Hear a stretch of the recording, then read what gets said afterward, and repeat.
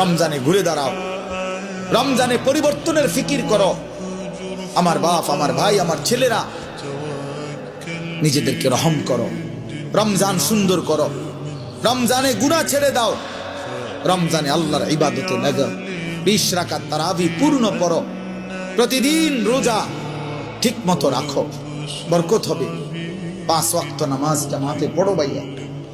কেন নষ্ট হইলা? সে তোমারে মূল্যায়ন করে। রোজা যে ভাঙছো, শয়তানের তো দোষ দিতে পারবা না।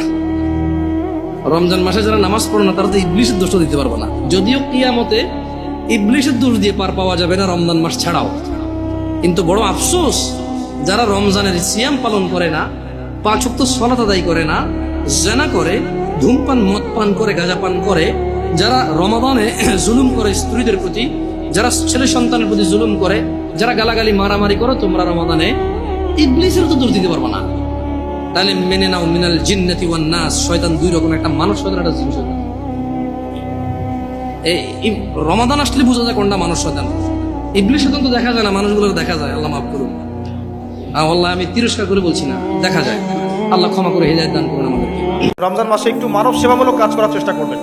এতিমদের পাশে দাঁড়ান, বিধবাদের পাশে দাঁড়ান, বৃদ্ধ বৃদ্ধাদের পাশে দাঁড়ান, কিছু করেন সমাজের জন্য, দেশের জন্য, উম্মার জন্য কিছু করেন। আপনার যে প্রতিভা আছে এটাতে কিছু করে যান। ভালো কিছু করলে বৃথা যাবে না, ইনশাল্লাহ পরকালে পাবেন। দুনিয়াতে আপনি পান বা না পান, পরকালে পাবেন ইনশাল্লাহ।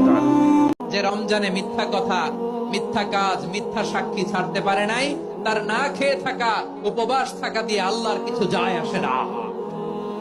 এজন্য মিথ্যার সাথে আমাদের কোনো সম্পর্ক আছে? মিথ্যা বলবো না।